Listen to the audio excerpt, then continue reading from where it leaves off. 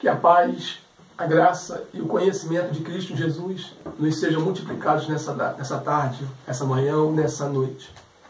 Me chamo Marcelo Paiva e bem-vindo ao canal Uma Semente para as Nações. Estamos passando um tempo aqui aprendendo sobre o revestimento do cristão, sobre a armadura de Efésios capítulo 6. E o desejo do meu coração é que você seja edificado com essa palavra. Você seja transformado por essa ministração. Que você aprenda a combater o bom combate com a ministração dessa palavra. Esse é o intuito de Paulo, esse é o meu intuito. Creio que é o intuito de Deus para contigo também. Você ser edificado, irmão. Você aprender a palavra e combater usando a palavra a seu favor. Nós vamos hoje estudar sobre a couraça da justiça. Essa arma poderosa da defesa do cristão. Que vai revestir o cristão na área do seu peito, né? Cobrir todo o seu peitoral. E nós vamos aprender nessa tarde, nessa manhã ou nessa noite, como eu tomo posse dessa arma, a qual é chamada armadura de Deus, e vem ter o intuito de me revestir, de me guardar. Como eu disse aqui no primeiro vídeo, boa intenção no trabalho no reino de Deus não basta, temos que estar revestido. E Deus sabe disso. Por isso que Ele nos confiou a sua armadura. Por isso que Ele nos colocou, nos cobre com a sua armadura. Que nós estamos aprendido aqui que a armadura é o próprio Cristo. E o versículo que nós vamos estudar nessa tarde é Efésios capítulo 6, o verso 14. Diz assim: estais, portanto, firmes, trazendo em volta da cintura a verdade e vestindo a couraça da justiça. Deus tem um propósito, um plano para a redenção da raça humana. E o plano da redenção da raça humana se divide em 5 partes, em 5 etapas. A primeira etapa é a salvação. A segunda etapa é a justificação. A terceira etapa é a regeneração. A quarta etapa é a santificação. E a última etapa é a glorificação. O primeiro processo de salvação, isso fala da compra. É quando o Senhor nos compra.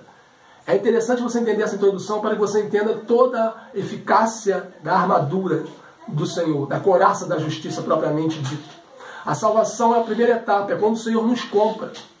E na cultura judaica, e o Senhor nos compara como a sua noiva e Ele como o nosso noivo, na cultura judaica, o casamento se divide em 4 partes, em 4 etapas. E são etapas que marcam claramente o nosso compromisso com o Senhor.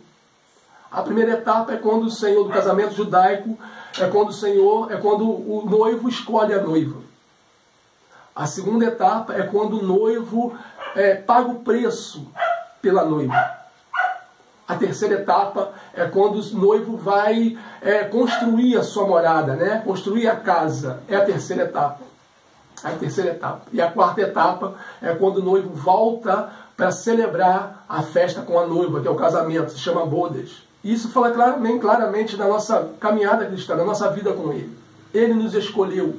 A palavra diz que foi Ele que nos escolheu, não fomos nós que escolhemos o Senhor. Ele nos escolheu. A palavra também diz que Ele pagou o preço no Calvário por essa escolha. A terceira etapa é quando Ele foi preparar a casa. Ele disse: eu vou preparar morada para vocês. E a quarta etapa fala das bodas. Nós cremos que é o reino milenar. Então a salvação é a primeira etapa, isso tem a ver com compra. A segunda etapa é a justificação. É o que nós vamos falar aqui nessa ministração.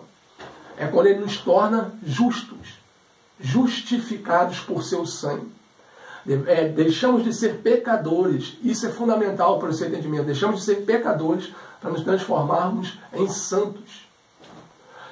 Marcelo, que diferença faz em você ter um entendimento de ser pecador ou de ser um santo? Isso faz uma diferença muito grande.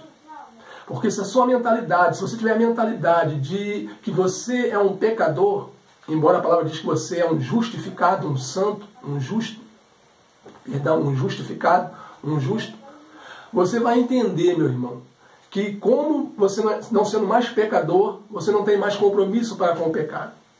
Sendo assim, se você tem a mente, se você pensa que você é um pecador, sendo você é enganado com essa má informação, com essa má compreensão das Escrituras, que você ainda é um pecador, quando você pecar, quando você praticar o pecado, automaticamente você vai pensar assim: mas todo mundo peca. Quem não peca? Pecar faz parte da natureza humana. Mas se você tiver uma mente justificada, a mente de quem é justo, de quem foi justificado pelo sangue de Cristo, você vai entender que o pecado não faz mais parte da sua existência, não faz mais parte do contexto da sua vida. E quando você pecar, nós sabemos que o pecado na vida daquele que serve ao Senhor, que tem compromisso com o Senhor, é um acidente. Quando você pecar, você vai entender, não, isso não faz parte mais da minha natureza.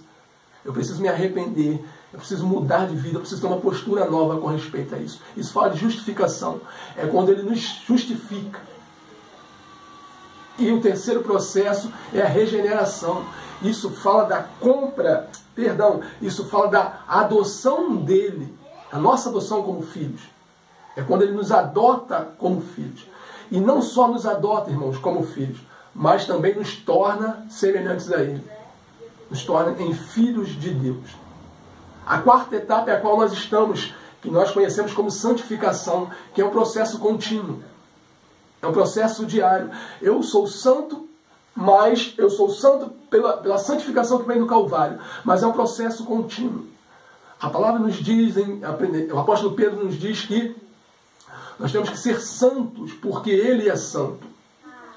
Só que quando você lê esse texto, esse versículo, com a compreensão da língua em português, você vai entender que isso é impossível, já que Deus é perfeito, imutável, e nós ainda em um processo de santificação. Embora somos santos no sentido de separados para Ele, pessoas que foram separadas para o Senhor. Mas quando você entende que santidade na língua hebraica tem pelo menos duas conotações. A primeira é kadosh e a segunda é kiddushá. Kadosh fala da santidade de Deus. É uma santidade imutável. Isso é kadosh. Sede kadosh, porque o Senhor... Sede kiddushá, porque o Senhor é kadosh. Kiddushá fala de uma santidade, de uma santificação em contínuo processo. É a qual nós estamos. Porém, muitos se enganam quando pensam que é a santificação que vai nos fazer entrar no céu, nos fazer entrar na morada celestial. A palavra diz que o que vai nos fazer entrar no céu é a glorificação. Na primeira carta aos Coríntios, no capítulo 15, versos 51 em diante, até os versos 53, o apóstolo Paulo vai nos ensinar algo impactante, algo transformador.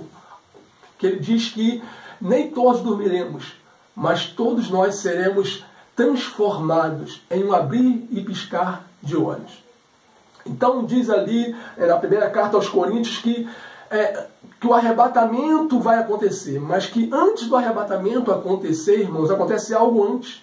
Porque o arrebatamento é nosso encontro com o Senhor nos ares, onde estaremos para sempre com o Senhor. Mas antes do arrebatamento acontecer, acontece uma coisa que é fundamental para o seu entendimento e para o meu entendimento, para entendermos o que significa essa ferramenta, essa arma chamada coraça da justiça. Que ele diz que os que estiverem no pó da terra ressuscitarão primeiro. E nós, os que estivermos vivos, seremos transformados em um abrir e piscar de olhos, ante o som da última trombeta. Significa que antes de sermos arrebatados, irmãos, nós seremos transformados. Porque Paulo diz que a carne e sangue não herdam o reino dos céus. Então é a glorificação que vai nos levar até os céus, até nosso estado eterno com o Senhor, já que receberemos um corpo semelhante ao dele. Isso é glorioso demais. Glórias ao Messias de Deus. Mas o nosso papel, o nosso trabalho aqui hoje é trabalhar essa arma chamada a coraça da justiça. A arma que o apóstolo Paulo nos apresenta como defesa para o nosso peito. Automaticamente podemos entender que Paulo estava falando ali do coração do ser humano, das áreas da emoção do ser humano, com o qual o ser humano precisa ser guardado. E ele diz que a justiça que vem por intermédio de Cristo, guardaria o nosso coração. Essa é a função dessa arma, guardar o nosso coração, guardar as áreas as áreas da emoção, os nossos sentimentos, já que para um judeu, quando fala de mentalidade, ele está falando do coração, as áreas da emoção. E essa arma poderosa nos guarda nessa área.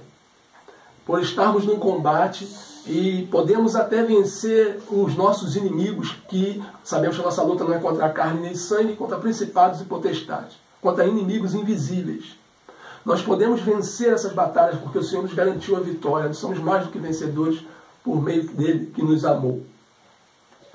Mas nesse confronto, nessa guerra, se nós não estivermos revestidos e ele conseguir nos atingir, nos ferir, irmão, ele já venceu a guerra. Ele já venceu a batalha. Então o Senhor, se preocupando comigo e com você, nos revestiu com essa arma poderosa que é a sua justiça, que é a justiça proveniente de Cristo. Isso é tremendo, porque se você entender que você não fez nada para ser um pecador, para nascer um pecador, você não fez nada para ser condenado, no sentido de, antes mesmo de você começar a pecar, nós chamamos da fase da inocência, antes mesmo de você pecar, a palavra diz que já estávamos condenados. Porque todos nós somos frutos do pecado. Então você não fez nada para nascer um pecador, para ser condenado. Essa obra não diz respeito a você, diz respeito a Adão. Mas nós sabemos que Adão é a primeira forma. Então, por causa da obra do primeiro Adão, do primeiro homem, nós somos condenados. Mas a justiça que vem de Cristo, Cristo é o segundo Adão. É a segunda obra, é a obra redentora. Então nós não fizemos nada para sermos condenados, para nascermos com uma semente corruptível, a semente do pecado. Automaticamente, irmãos, nós não fazemos nada, não fizemos nada também para sermos santificados, para sermos justificados, salvos, regenerados e glorificados. Isso tem a ver com a obra de Cristo. Note que tanto a condenação quanto a salvação tem a ver com duas obras. A obra do primeiro homem, chamado Adão, e a obra do segundo homem, chamado Adão, ao qual Paulo diz que é o segundo Adão. Quando eu estou revestido com a couraça da justiça, Satanás ele perde toda a sua eficácia com as suas condenações. Como eu disse aqui no primeiro estudo, nós conseguimos combater as artimanhas de Satanás, que são mentirosas, mas só temos consciência disso, só conseguimos entender que são acusações mentirosas porque temos conhecimento da verdade. E também só teremos o nosso coração, as nossas emoções, o nosso homem interior protegido com a justiça de Cristo. Se entendermos a justiça de Cristo, o que Cristo fez por nós, porque somos justos agora, porque somos justificados agora. Eu aprendi com o apóstolo Paulo, e algo muito interessante é que nenhum ser humano é salvo por obras. Nenhum ser humano é salvo por esforço próprio. Nenhum ser humano é salvo pelo seu próprio intelecto, pelo seu conhecimento. Nenhum ser humano é salvo por mérito próprio, por obras. Todo ser humano é salvo pela obra que Cristo executou. Mas nós aprendemos pela palavra de Deus que nós somos salvos, por isso fazemos boas obras. E não fazemos boas obras para ser salvos. É um processo contrário. Nós somos salvos, por isso produzimos boas obras. Em Isaías capítulo 6, verso 4 e verso 6, até o verso 6, Isaías nos revela que as nossas obras, os nossos atos de justiça são comparados a trapos de imundície. Era aquele pano que o leproso usava para cobrir a sua lepra, esconder a sua lepra, e no final do dia, quando ele ia tirar aquele pano saía com sangue, com pedaços de carne em decomposição. É isso, o Senhor compara esse pano com as nossas obras. E por que, Marcelo, então, as nossas obras são aceitas para com Deus? Por que o Senhor aceita as nossas obras? Porque as nossas obras foram justificadas. A nossa justiça é justificada. O Senhor aceita os nossos atos, o nosso louvor, a nossa adoração, tudo que nós podemos produzir, porque são obras justificadas. Não são obras que nos dão a salvação, são obras geradas porque eu fui salvo. E quando eu entendo essa realidade, quando eu entendo o que Cristo fez no Calvário, quando eu entendo que essa justiça foi me imputada, o meu peito, o meu coração, as minhas emoções, o meu homem interior está protegido.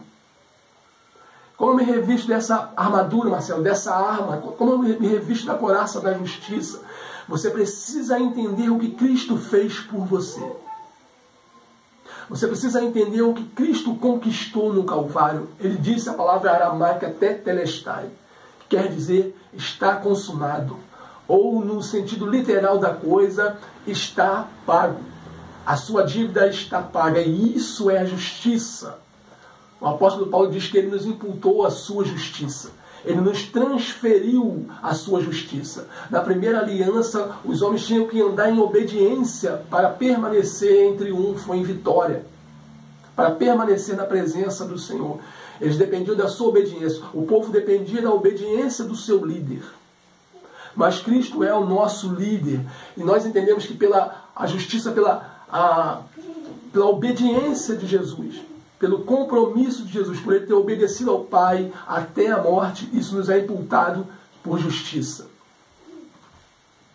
E a couraça da justiça, ela tem essa eficácia, esse poder de bloquear todos os ataques de Satanás com respeito à acusação contra mim e contra você.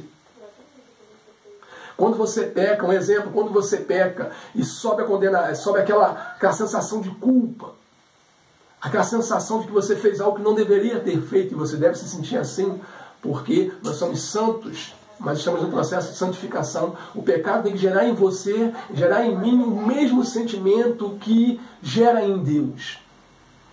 O mesmo cheiro que Deus sente do pecado, nós temos que sentir também. Temos que sentir nojo do pecado. Mas nós não podemos aceitar, irmão, a condenação do pecado. Por quê? Porque nós entendemos que a justiça de Jesus foi nos imputada. Nós somos justificados por seu sangue. E aí cumpre-se o texto do apóstolo João, quando diz que se confessarmos os nossos pecados, ele é poderoso para nos perdoar de todos os pecados. Ele é poderoso para nos cobrir de todo o pecado. Então eu preciso me revestir dessa armadura. Eu preciso ter essa armadura, eu preciso ter essa couraça da justiça protegendo o meu coração, o meu homem interior. Eu preciso entender a justiça de Cristo sobre a minha vida. E é o que nós vamos falar no próximo vídeo. Eu pretendo, se o Senhor permitir, estar gravando 2 vídeos por semana. Um na terça-feira e um no sábado. Então, se você não se inscreveu no canal, se inscreva no canal para que você receba a notificação de vídeos novos. E também para me ajudar a fazer com que esse canal cresça. Em nome de Jesus. No próximo vídeo nós vamos aprender, irmãos, o que a couraça da justiça produz em mim. O que a couraça da justiça produz em mim. Que Deus possa te abençoar, em nome de Jesus. E até o nosso próximo encontro. Se assim Deus permitir e quiser. Para a glória do Senhor. Amém. Deus abençoe.